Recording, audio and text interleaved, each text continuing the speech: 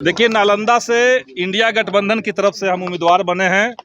इसके लिए हम अपनी पार्टी को, पूरे इंडिया गठबंधन को धन्यवाद करते हैं। नालंदा का जो सीट इस बार है, समझिए कि वहां पे केवल संदीप सौरभ चुनाव नहीं लड़ रहा है। जिन शिक्षकों के खिलाफ नीतीश कुमार की सरकार लगातार साजिश कर रही है, उनको उत्पीड़ित कर रही है, वो तमाम शिक्षक चुनाव लड़ रहे हैं। मुख्तार अंसारी का संदिग्ध मौत जो हुआ, और उन्होंने लिख करके दिया था, कोर्ट में दिया था कि हमें जहर दिया जा रहा है। नमस्कार, आप देख रहे हैं रिपब्लिकन न्यूज। ब्रजेश कुमार के साथ पालीगंज के विधायक संदीप सौरभ अब जो है लोकसभा चुनाव नालंदा सीट से लड़ेंगे। आप लोग को बता दें कि जिस तरह से संदीप सौरभ ने साफ तौर पर कह दिया है कि इस बार जो है नालंदा पूरी तरह से जो है सीट जीत कर सीधे दिल्ली के लिए रवाना होंगे। तो क्या कुछ कहते हैं संदीप सौरभ, पालीगंज के विधायक, ये सुनिए। अरे यार, लोगों नीचे करो ना। आपको उम्मीदवार बनाया गया है नालंदा से, क्या कहिएगा? देखिए, नालंदा से इंडिया गठबंधन की तरफ से हम उम्मीदवार बने हैं। इसके लिए हम अपनी पार्टी को, पूरे इंडिया गठबंधन को धन्यवाद करते हैं। और नालंदा का जो सीट इस बार है, समझिए कि वहां पे केवल संदीप सौरभ चुनाव नहीं लड़ रहा है, बल्कि नालंदा की वो जनता जो नीतीश कुमार के सिद्धांत विहीन राजनीति से त्रस्त हैं, नाराज हैं, दुखी हैं, वो सब लोग चुनाव लड़ रहे हैं।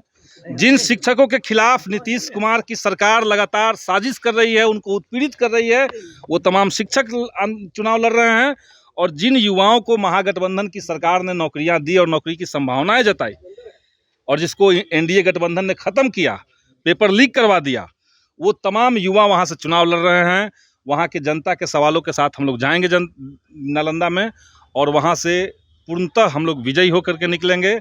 और इस बार बिहार के अंदर एनडीए का खाता भी नहीं खोलेगा, क्योंकि सब लोग जान रहे हैं कि एनडीए से बड़ा भ्रष्ट कोई पार्टी नहीं, बीजेपी से भ्रष्ट कोई पार्टी नहीं है। जो इलेक्टोरल बॉन्ड के माध्यम से जानकारियाँ निकली हैं, आप लोगों ने भी सुना कि किस तरीके से ईडी का छापा पड़ता है, और तत्काल ईडी जो है, वो जो कंपनी है, वो तत्काल बीजेपी को चंदा देती है।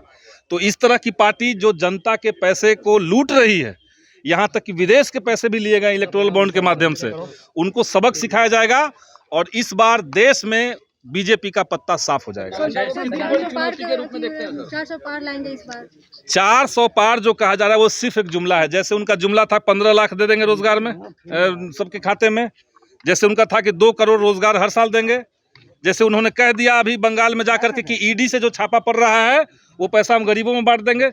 तो चमड़ा का मुंह होता है, कुछ भी बोल दीजिए। अब बीजेपी के लोग, अब देखिए, वो बोलना बंद कर दिए हैं। 400 पार उन्होंने बोलना बंद कर दिया है। जैसे ही इलेक्टोरल बॉन्ड का खुलासा हुआ और आज़ाद भारत का सबसे बड़ा करप्शन सामने आया, उसके बाद से बीजेपी 400 पार कहना भूल गई है।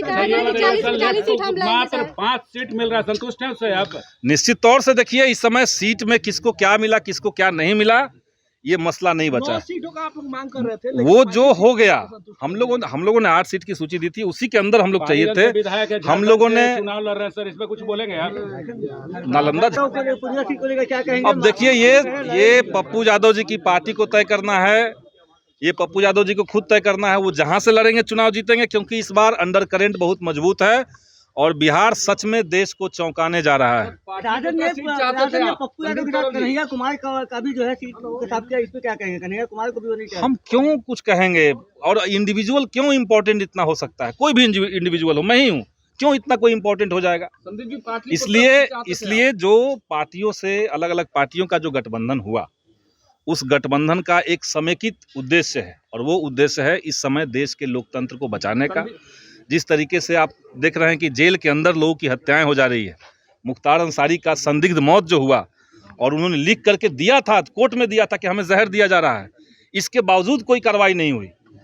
अतीक अहमद का हमने इससे पहले देखा था, कैसे पुलिस के सामने गुंडों ने गोली मार दी। तो ये देश के अंदर जो तांडव चल रहा है बीजेपी का, इससे देश की जनता त्रस्त है। और ये आप मान के चलिए कि ये जो चुनाव है, अगर इस चुनाव में इस तरह के तानाशाह लोग, फासिस्ट लोग अगर जीत जाते हैं, तो संभव है कि देश का आखिरी चुनाव हो जाए। मुद्दा वहां का रहेगा जो जनता के मुद्दे हैं, उसी मुद्दे पे हम लोग रहेंगे। जनता के जो सवाल है, किसानों का सवाल है, उनको कह दिया गया कि 2022 तक आमदनी डबल हो जाएगी, खाद का दाम बढ़ा दिया गया, सिंचाई का उपाय नहीं है, बीज का दाम बढ़ा दिया गया। तो किसानों का सवाल है, मजदूरों का सवाल है, युवाओं का सवाल है। रिपब्लिकन न्यूज के साथ जुड़ने के लिए सब्सक्राइब बटन दबाकर चैनल को सब्सक्राइब करें। नोटिफिकेशन प्राप्त करने के लिए यहाँ बेल को दबाएं।